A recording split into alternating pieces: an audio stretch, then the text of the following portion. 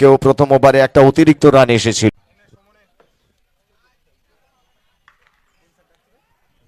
এক্ষেত্রে কিন্তু ইয়ারে ছিল, ঝাঁপিয়েও ছিলেন ওখানে, তার নাগাল এড়িয়ে বল চলে যায় অনিক মন্ডলের ব্যাট থেকে। পেছনের পায়ে ভর করে খেললেন, ভারী সুন্দর ডিপ এক্সট্রা কাভার থেকে ছুটে এসে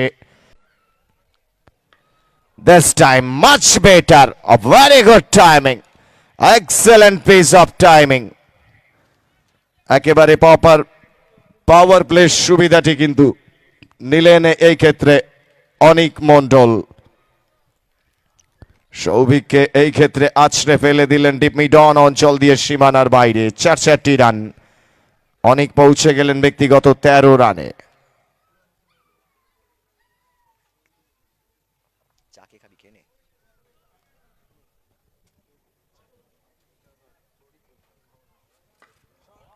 This time consecutive boundaries through the deep mid on, back to back by Anik Mondal. পরপর দুটি 4-এর মার মেরে খোলস ছেড়ে বেরিয়ে এলেন অনেক। অপরাজিত 21, রান সংখ্যা বেড়ে দাঁড়ালো 26। চলছে তৃতীয় ওভার।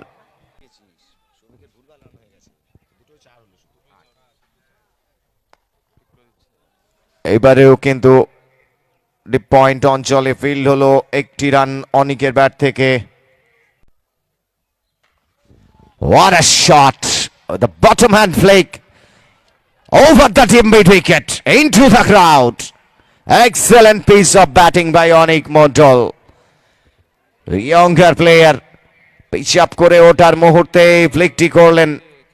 বটম হ্যান্ডটি এতটাই স্ট্রং ছিল যে কারণে খুব সহজেই বলটিকে পাঠিয়ে দিলেন মিড উইকেটের উপর দিয়ে সীমানার বাইরে।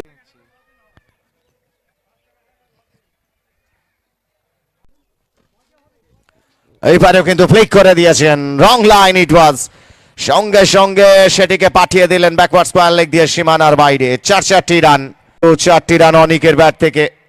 বুদ্ধিদীপ্ত ব্যাটিং, স্টাম্পসটিকে ওয়াচ করতে হবে।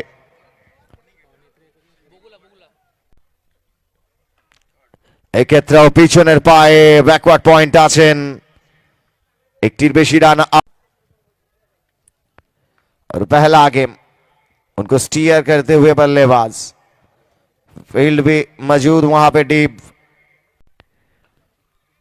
दाहिने हाथ का ये स्पिनर, पहला गेम पीछे बल, और अच्छा काम कर रहा है इस बार अनिक, क्योंकि स्ट्राइक रोटेट महत्वपूर्ण। अनिक मंडल 29 पे नवाद।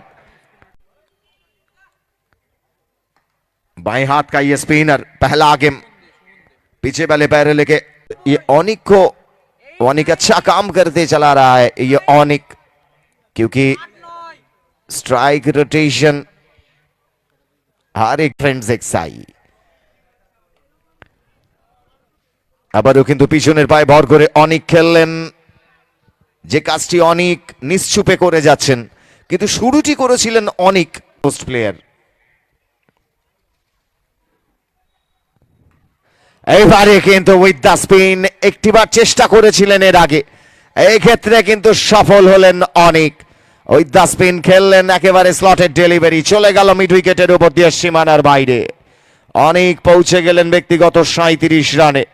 দলীয় রান সংখ্যা বেড়ে গিয়ে দাঁড়ালো, এবং পিছনের পায়ে অনিক কিন্তু রাজকীয় মেজাজে। ওখানে বাইরে যারা ছিলেন মোস্ট প্রবাবলি ফিমেল পার্সন।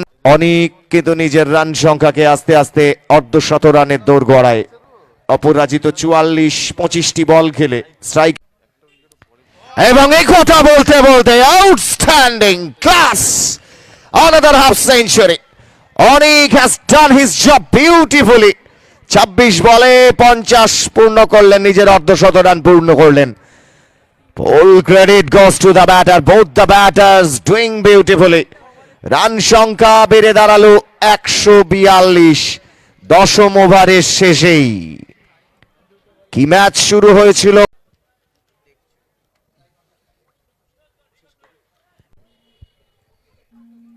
এবং ফুল টসটি দিয়ে ফেললেন ব্যাটের উপর। স্বাভাবিকভাবে রেজাল্ট চলে এলো তাদের ফেভারে রানাঘাট ফ্রেন্ডস ক্লাব। এই ম্যাক্সিমামের মধ্য দিয়ে অনেক পৌঁছে গেলেন ব্যক্তিগত 57 রানে 28টি বল খেলে এবং ম্যাচের জবনিকা ঘটে গেল। এই টুর্নামেন্টের দ্বিতীয় খেলায় Ranaghat friends club opponent Chakdah friends এক্সাইকে 9 উইকেটে পরাজিত করে পৌঁছে গেল কোয়ার্টার ফাইনালে। What an innings by the batter, both the batters, বিরাজ and অনিক। আমরা যারা দেখেছি, যারা মাঠে ছিলাম, যারা টিভির পর্দায় চোখ রেখেছেন, স্বাভাবিকভাবেই খুশি হবেন এমন একটা মুহূর্তে। আগের খেলার ম্যান অফ দ্য ম্যাচ আমরা জানিয়ে দিয়েছিলাম, এই খেলার ম্যান অফ দ্য ম্যাচে আমার বলার অপেক্ষা রাখে না।